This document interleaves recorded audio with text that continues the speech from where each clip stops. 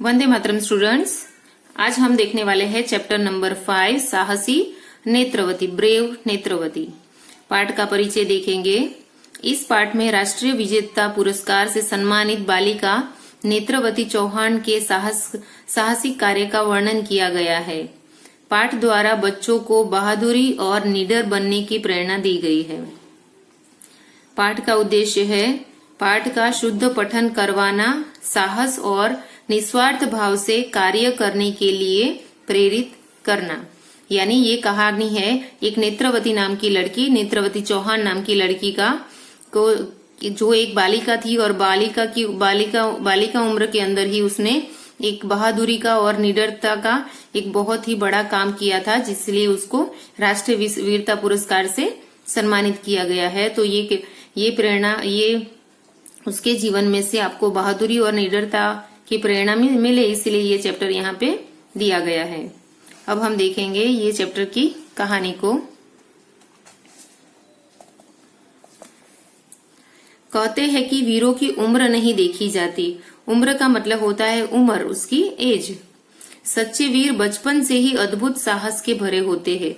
सच्चे यानी सही, सच्चे वीर यानी बहादुर। सच्चे लोग, सही बहादुर लोग बचपन से ही अद्भुत यानी सबसे अलग होते हैं।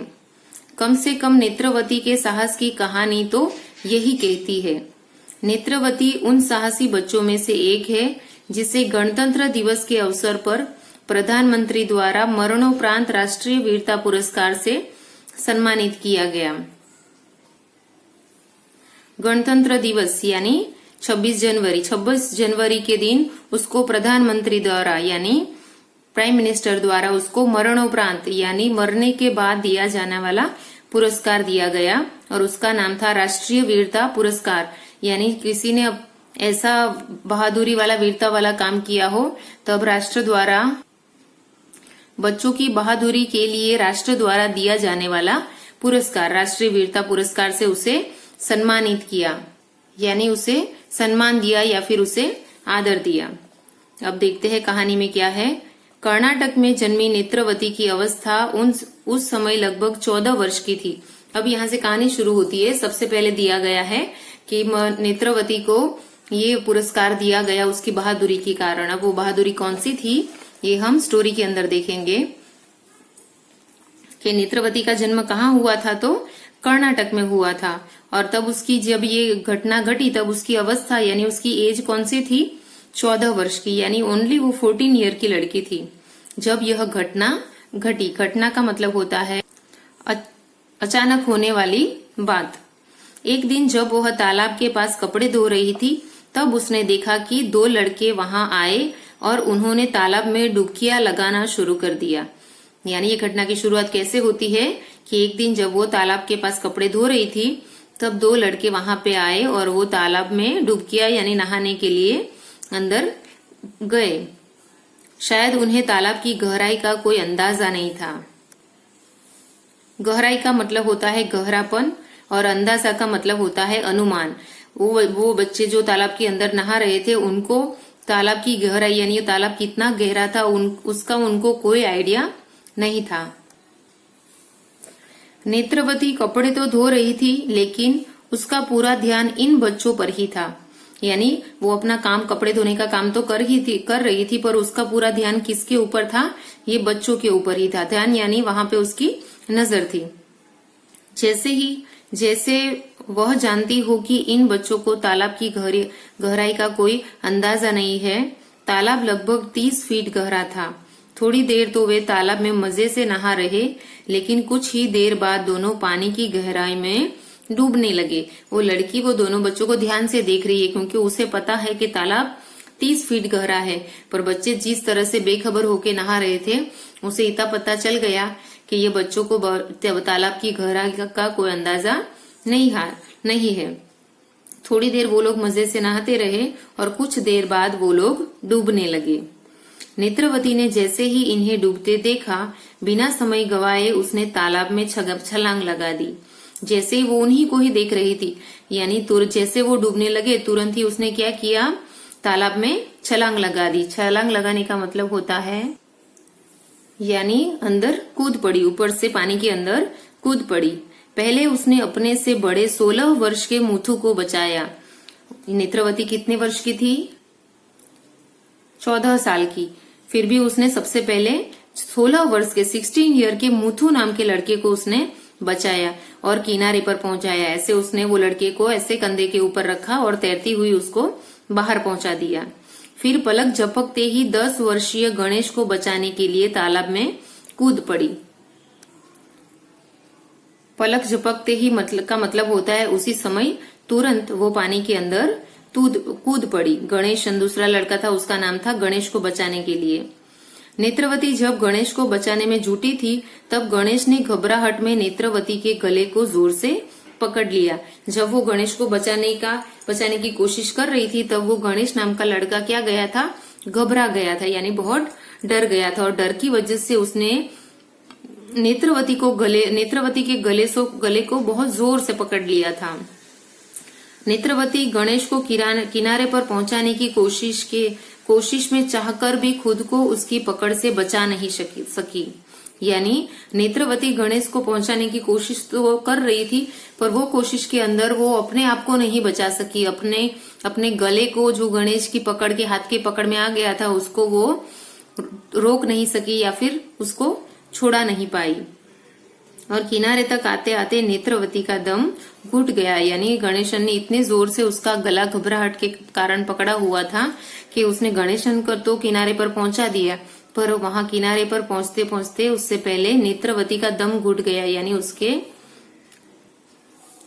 यानी उसका सांस ले पाना भी मुश्किल हो गया।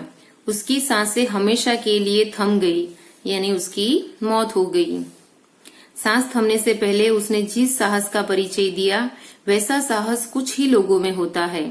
नेत्रवती की बहादुरी पर हमें गर्व है, जिसने अपने प्राणों की बाजी लगाकर दूसरे के प्राणों की रक्षा की। उसने जो अपनी सांसें थमने से पहले उसने गणेशन को बचा लिया, यानी ये कार्य करने से उसने अपनी जो साहस का परिचय दिया है वो बहुत कम लोगों में दिखाई देता है। नेत्रवती की बहादुरी, यानी उसने जो बहादुरी भरा कार्य किया है उस पे हमें गर्व है, यानी प्राउड है, जिसने अपने प्राणों की बाजी लगाकर भी उसने दूसरों के प्राणों की रक्षा की। तो देखा आपने कितनी साहस भरी अच्छी स्टोरी है। ओके, इसके नीचे इसका इंग्लिश वर्जन दिया है, अगर आप चाहो तो इसको पढ़ सकते हो। ओके, अब हम देखेंगे उसकी एक्सरसाइज के अंदर है ओरल क्वेश्चन और रिटन क्वेश्चन, मौखिक और लिखित प्रश्न। ये मौखिक और लिखित प्रश्नों के उत्तर हम लोग देखेंगे नोटबुक के अंदर। प्रश्न नंबर क है, नेत्रवती का जन्म कहाँ हुआ था? तो उत्तर आएगा नेत्रवती का जन्म कर्नाटक में हुआ था। प्रश्न नंबर ख, दोनों लड़के कहाँ आए? तो उत्तर आएगा दोनों लड़के तालाब पर आए। प्रश्न नंबर ग, नेत्रवती तालाब के पास क्या कर रही थी? तो उत्तर आएगा नेत्रवती तालाब के पास कपड़े धो रही थी। घ, नेत्रवती को किस पुरस्कार से सम्मानित किया गया? तो उत्तर आएगा नेत्रवती को राष्ट्रीय वीरता पुरस्कार से सम्मानित किया गया। ओके, अभी लिखित प्रश्न देखेंगे। सच्चे वीर कैसे होते हैं? तो उत्तर आएगा सच्चे वीर बचपन से ही अद्भुत साहस से भरे होते हैं। ख, तालाब डूब रहे बच्चों के नाम, तालाब में डूब रहे बच्चों के नाम और उनकी आयु क्या थी? तो उत्तर आएगा तालाब में डूब रहे बच्चों में से एक का नाम मुथु था और दूसरे का नाम गणेश था।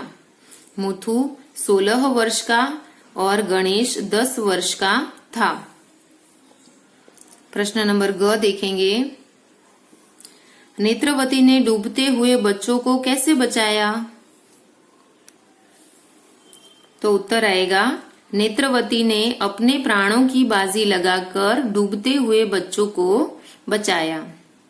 प्रश्न नंबर घ, नेत्रवती को मरणोपरांत सम्मानित क्यों किया गया?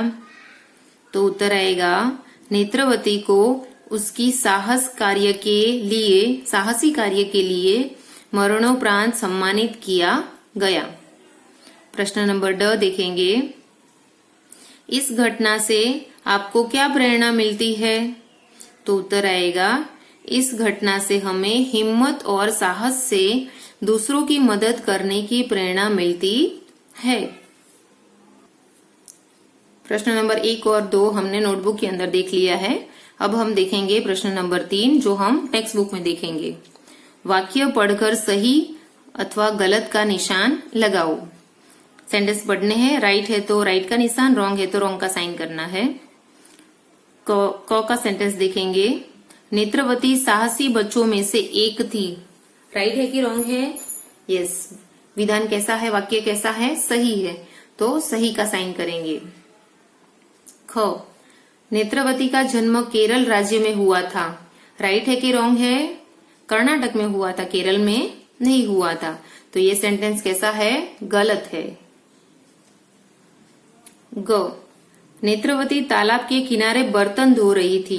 बर्तन धो रही थी कि कपड़े धो रही थी? कपड़े धो रही थी, यानी बर्तन धो रही थी वाला वाक्य गलत है, तो यहाँ पे करेंगे गलत का साइन। घ, गणेश ने नेत्रवती का गला पकड़ लिया। गणेश ने नेत्रवती का गला पकड़ लिया। गणेश ने पकड़ा था कि मुथु ने पकड़ा था? गणेश ने पकड़ा था, तो सेंटेंस कैसा है? राइट है, तो राइट का साइन करेंगे। ड, किनारे तक आते आते नेत्रवती का दम घुट गया। वाक्य कैसा है? सही है, यानी सही का साइन करेंगे। अब हम देखेंगे चैप्टर का ग्रामर सेक्शन यानी भाषा की बात। प्रश्न नंबर 1, दिए गए शब्दों में से सही विलोम शब्द पर घेरा लगाओ। यानी यहाँ पे जो वर्ड लिखा है वो वर्ड का क्या करना है? ऑपोजिट वर्ड, ये तीनों में से राइट ऑपोजिट वर्ड ढूंढना है और उसके ऊपर सर्कल करना है। तो सबसे पहला है वीर। वीर का ऑपोजिट होगा कायर, साहसी या फिर निर्भय। क्या बनेगा ऑपोजिट? कायर। और अगर उसका समानार्थी शब्द ढूंढना हो तो क्या बनेगा? वीर का साहसी। तो हम लोग कायर के ऊपर गोला करेंगे। ख, मरना। मरना का विलोम शब्द क्या बनेगा? मरना का विलोम शब्द बनेगा जीना। ओके। ग, शुरू। शुरू का विलोम शब्द ऑपोजिट वर्ड कौन सा है? समाप्त। प्रथम या फिर आखिर नहीं आएगा, शुरू तो फिर समाप्त। घ, डूबना। डूबना का समानार्थी और ऑपोजिट वर्ड क्या बनेगा? मरना, तैरना या बचना? यस, डूबना का बनेगा तैरना। अब हम देखेंगे प्रश्न नंबर 2, दिए गए शब्दों के समानार्थी शब्द ढूंढ कर लिखो। यानी यहाँ पे जो वर्ड लिखा है वो वर्ड का समानार्थी शब्द यहाँ से ढूंढ के लिखना है। कहानी। कहानी का समानार्थी होता है कथा और दूसरा क्या होता है? किस्सा। तो यहाँ पे लिखेंगे किस्सा। तालाब। तालाब का समानार्थी शब्द क्या होता है? एक तो होता है सरोवर और दूसरा ताल। तो ये दो वर्ड हम लिखेंगे यहाँ पे। कपड़ा। कपड़ा का समानार्थी शब्द क्या होता है? वस्त्र और दूसरा वसन। तो ये दो वर्ड लिखेंगे हम यहाँ पे। पानी। पानी का समानार्थी शब्द क्या होता है? नीर और दूसरा है जल। तो ये वर्ड लिखेंगे हम यहाँ पे। समय। समय का समानार्थी शब्द क्या होता है? एक है अवधि और दूसरा है काल। ओके, तो ये दो वर्ड लिखेंगे हम यहाँ पे। प्रश्न नंबर 3, वाक्यों को शुद्ध करके लिखो। यानी यहाँ पे कुछ वाक्य लिखे हैं जिसमें ग्रामेटिकल मिस्टेक है, तो उसको हमें ढूंढ के लिखना, उसको राइट करके लिखना है यहाँ पे। जैसे कि एक थी साहसी नेत्रवती लड़की। आपको राइट लगता है सेंटेंस? नहीं। वाक्य कैसा बनेगा? नेत्रवती एक साहसी लड़की थी, ऐसा वह सेंटेंस राइट है। तो ऐसे हम उसको सुधार के लिखेंगे। दूसरा वाक्य है, तालाब था फीट गहरा 30। तालाब था फीट गहरा 30। ये वाक्य राइट लगता है आपको? नहीं, थोड़ा रॉन्ग है, इधर उधर है। तो उसको ठीक कैसे करेंगे? पहले लिखेंगे तालाब, फिर लिखेंगे 30, फिर लिखेंगे फीट, फिर लिखेंगे गहरा और फिर लिखेंगे था। तालाब 30 फीट गहरा था। ऐसे बनाएंगे सेंटेंस को। ओके, उसके आगे वाला सेंटेंस देखते हैं। ग, उसने लगा छलांग तालाब में दी। तो राइट लगता है? नहीं, रॉन्ग है। तो उसको ठीक कैसे करेंगे? सबसे पहले लिखेंगे उसने, फिर लिखेंगे तालाब में छलांग लगा और दी। ओके, उसने तालाब में छलांग लगा दी, ऐसे ये वाक्य को ठीक करेंगे। फिर घ, हमें है गर्व उस पर। तो वाक्य क्या बनेगा? हमें उस पर गर्व है, हमें उस पर गर्व है, ऐसे ये वाक्य को ठीक करेंगे। अभी देखेंगे प्रश्न नंबर 4, अंग्रेजी में अर्थ लिखो। यानी यहाँ पे जो हिंदी वर्ड लिखे हैं उसका क्या करना है? अंग्रेजी अर्थ करना है। अद्भुत, अद्भुत का अंग्रेजी क्या बनेगा? यूनिक। वीर, वीर का अंग्रेजी क्या बनेगा? Brave, BRAVE, brave. छलांग, छलांग का अंग्रेजी क्या बनेगा? Jump, JUMP।